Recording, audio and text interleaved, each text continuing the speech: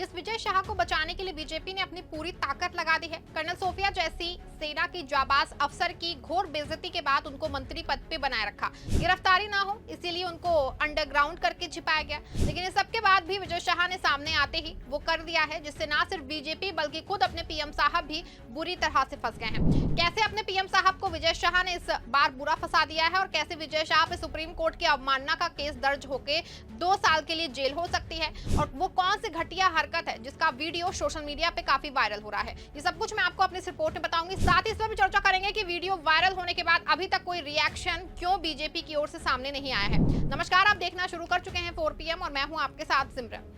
दोस्तों, वैसे तो अपने पीएम साहब बेटी बचाओ बेटी पढ़ाओ, नारी शक्ति और महिलाओं को आरक्षण की बात मंचों से खूब करते हैं, लेकिन जब बात अपनी पार्टी और अपनी पार्टी के नेताओं पे आ जाती है तो पीएम साहब की सिट्टी पिट्टी गुम हो जाती है। बीजेपी के मध्य प्रदेश के मंत्री विजय शाह के मामले में भी कुछ ऐसा ही हुआ है। कर्नल सोफिया के मामले में आप पहले ही ये सब कुछ देख चुके हैं। कर्नल सोफिया ना सिर्फ सेना की एक जाबाज अफसर है बल्कि मुस्लिम महिला भी है, लेकिन इसके बाद भी कोई कार्रवाई मंत्री विजय शाह पे नहीं हुई। शायद इसी गलतियों का नतीजा है कि एक बार फिर से विजय शाह ने बड़ा ब्लंडर कर दिया है। विजय शाह पिछले दिनों से पर्दे में छिपे बैठे थे, लेकिन अचानक सामने आए भी हैं तो इस बार इतना बड़ा कांड कर दिया है कि अपने पीएम साहब के अभियानों को जोर का झटका लगा दिया है। आपको बता दें कि जहां जैसे ही सामने आए हैं वो एक रेप पीड़िता के घर पहुंच के उसके परिवार की पहचान को सार्वजनिक कर दिया है। खबर देखिए, खबर मौजूद है।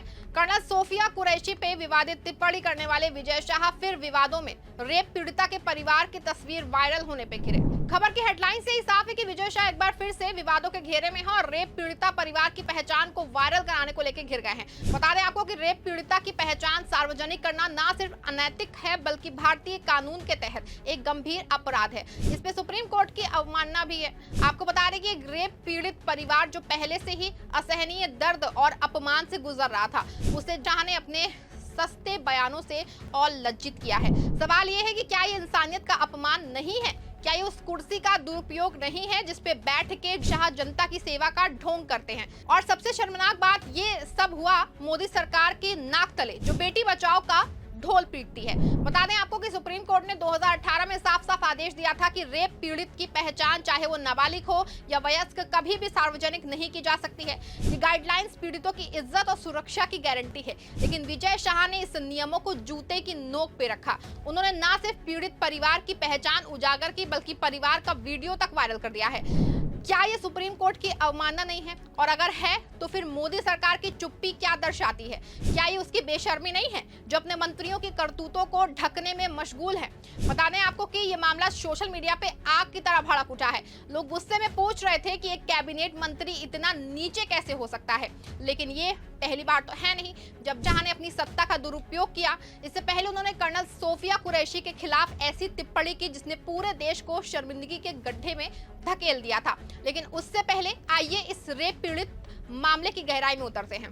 दरअसल सुप्रीम कोर्ट की गाइडलाइंस के मुताबिक पीड़ित की पहचान उजागर करने की सजा 6 महीने से 2 साल तक की जेल है, लेकिन विजय शाह के खिलाफ क्या हुआ?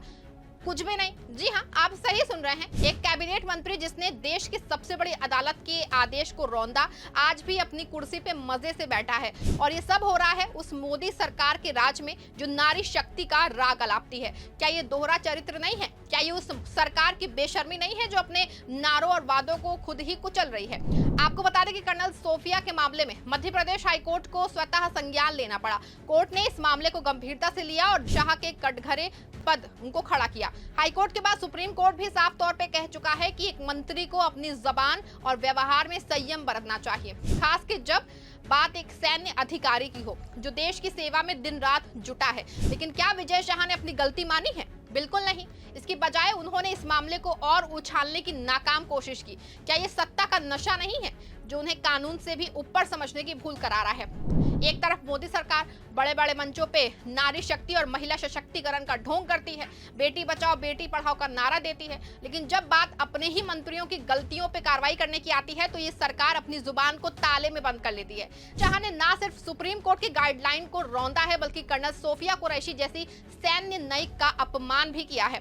फिर भी वो आज भी मध्य प्रदेश सरकार में कैबिनेट मंत्री की कुर्सी पे मजे से बैठे हैं। बता दें आपको कि विजय शाह का मामला कोई इकलौता किस्सा नहीं है। मोदी सरकार के राज में ऐसे दर्जनों मामले सामने आए हैं जहां उनके नेताओं ने महिलाओं के खिलाफ जहर उगला, पीड़ितों का मजाक उड़ाया और कानूनों को ठेंगा दिखाया, लेकिन हर बार सरकार ने अपनी आंखें मूंद ली। ये क्या दिखाता है? ये क्या दिखाता है कि मोदी सरकार की प्राथमिकता सिर्फ अपनी कुर्सी बचाना है, ना कि जनता को इंसाफ देना। बेटी बचाओ का नारा तो बस एक ढकोसला है जिसके पीछे सत्ता की बेशर्मी छिपी है। आंकड़े चीख चीख के सच्चाई बयां करते हैं। 2022 में भारत में 31,516 रेप के मामले दर्ज हुए, लेकिन सिर्फ 27% मामलों में दोषियों को सजा मिली। और जब सत्ता में बैठे लोग ही पीड़ितों की पहचान उजागर कर रहे हैं तो पीड़ितों का भरोसा कानून पे कैसे बनेगा?